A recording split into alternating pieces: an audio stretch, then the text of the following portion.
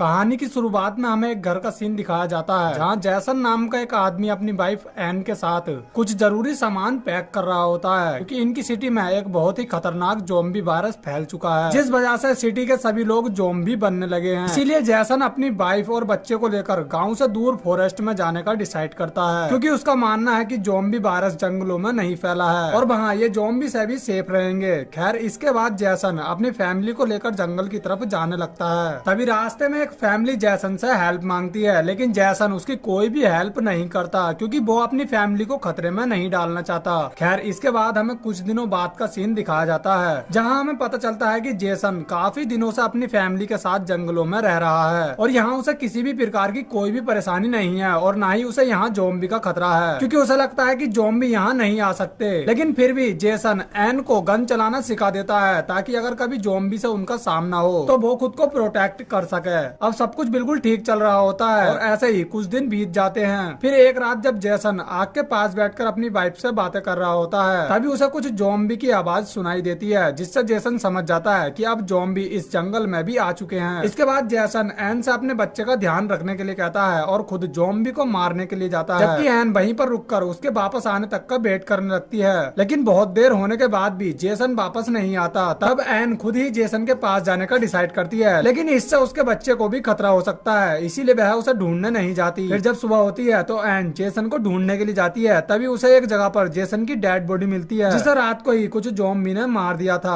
अब ये देख एन बहुत ज्यादा दुखी हो जाती है, लेकिन फिर भी वह खुद को संभाल लेती है और अपने बच्चे को लेकर अकेले ही इस जंगल में रहने का डिसाइड करती है। लेकिन कुछ दिनों बाद इनके खाने पीने का सामान बिल्कुल खत्म हो जाता है और अब एन को अपने बच्चे की फिक्र होने लगती है, क्योंकि उसका बच्चा बिना खाए पिए ज्यादा दिनों तक जिंदा नहीं रह पाएगा। इसलिए एन खाने पीने का सामान लाने के लिए शहर जाने का डिसाइड करती है। इसके बाद एन अपनी कार के पास जाती है और अपनी बेटी को कार के अंदर छुपाकर उस कार को चारों तरफ से कवर कर देती है, क्योंकि वह अपनी बेटी को अपने साथ नहीं ले जाना चाहती, क्योंकि इससे उसकी बेटी की जान को भी खतरा हो सकता है। इसके बाद एन सिटी की तरफ जाने लगती है। इसी दौरान उसे जंगल में एक घर दिखाई देता है और एन खाना ढूंढने की तलाश में उस घर के अंदर जाने लगती है। तभी उसे वहाँ एक लड़की दिखाई देती है जो कि पूरी तरह एक ज़ॉम्बी में बदल चुकी थी। तभी एन उसे शूट करके मार देती है ताकि वह उस पर अटैक ना कर सके। इसके बाद एन उस घर में खाने पीने का सामान ढूंढने लगती है और खाना मिलते ही वह वापस अपने बच्चे के पास चली जाती है। तभी एन देखती है कि उसके बच्चे की हालत बहुत ज्यादा खराब हो चुकी है और उसकी पूरी बॉडी पर कुछ छोटे छोटे दाने बन चुके हैं, जिस वजह से उसके बच्चे को बहुत ज्यादा तकलीफ हो रही थी और वह लगातार रोता ही जा रहा है। अब एन को समझ आ जाता है कि उसके जाने के बाद कोई इन्फेक्टेड व्यक्ति उसके बच्चे के पास आया था, जिसने उसके बच्चे को भी ज़ॉम्बी वायरस से इन्फेक्टेड कर दिया है, क्योंकि जो दाने उसके बच्चे की बॉडी पर निकले हैं सेम वैसे ही दाने सिटी में रहने वाले उन लोगों की भी बॉडी पर निकले थे, जो कि ज़ॉम्बी वायरस से इन्फेक्टेड हो गए हैं। अब अपनी बेटी की ऐसी हालत देख एन बहुत ज्यादा दुखी हो जाती है और वह जानती है कि अब उसका बच्चा जिंदा नहीं रह पाएगा, लेकिन वह अपने बच्चे को तड़पता हुआ नहीं देख सकती, इसीलिए वह खुद अपने बच्चे को मार देती है।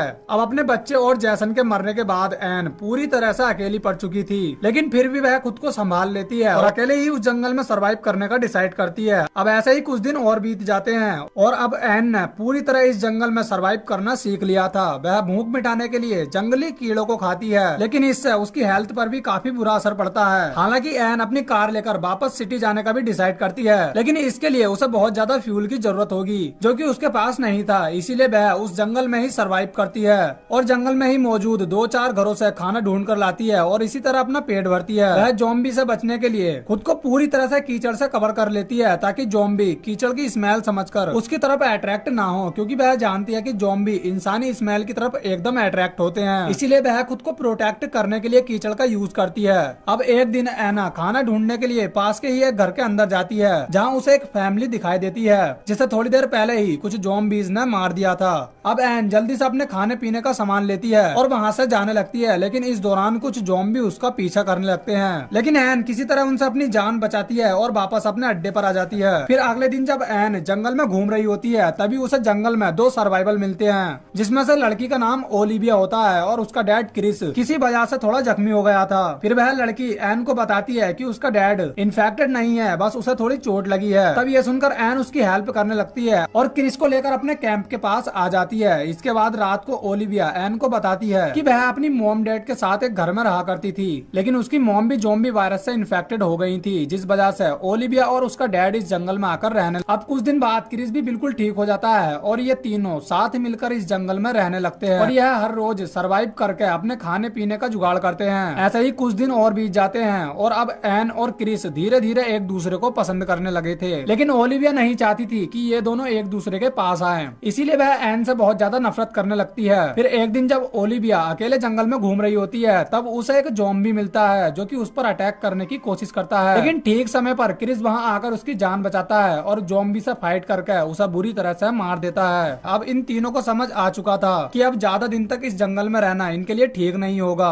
वरना एक दिन ज़ॉम्बी इन्हें भी मार देंगे। इसीलिए ये लोग जंगल से बाहर जाने का डिसाइड करते हैं, लेकिन यह जंगल बहुत बड़ा था और इन्हें इस जंगल से बाहर जाने में काफी दिन का समय लगेगा। इसीलिए ये लोग खाने पीने का सामान इकट्ठा करने के लिए एक घर के पास जाते हैं, लेकिन उस घर के आसपास बहुत सारे ज़ॉम्बी रहते हैं। इसीलिए क्रिस उन ज़ॉम्बी का ध्यान भटकाने का डिसाइड करता है, जबकि एन और ओलिविया को खाना लेने के लिए उस घर के अंदर भेजता है। इसके बाद क्रिस ज़ॉम्बी को अपनी तरफ अट्रैक्ट करता है, जिसके बाद सभी ज़ॉम्बी उसका पीछा करने लगते हैं, जबकि एन और ओलिविया उस घर के अंदर खाना ढूंढने लगते हैं। इसी दौरान ओलिविया एन पर अटैक करके उसे रस्सी से बांध देती है, क्योंकि वह एन से बहुत ज्यादा नफरत करने लगी थी और वो नहीं चाहती थी कि वो उसके डैड के करीब आए। इसके बाद ओलिविया एन को ज़ॉम्बी के हाथों मरने के लिए उस घर में छोड़कर खुद घर से बाहर आ जाती है और अपने डैड के पास जाने लगती है। तभी हम देखते हैं कि एन के पास कुछ ज़ॉम्बी आने लगते हैं, जिनसे बचने के लिए एन किसी तरह खुद को रस्सी से आजाद करती है और ज़ॉम्बी से बचने के लिए खुद को फ्रीज में बंद कर लेती है। और जब कुछ देर बाद ज़ॉम्बी वहाँ से चले जाते हैं तब एन वहाँ से बाहर आती है और घर से बाहर जाने लगती है। इसी दौरान उसका सामना एक ज़ॉम्बी से होता है, लेकिन एन उस ज़ॉम्बी को शूट करके मार देती है और वहाँ से जाने लगती है।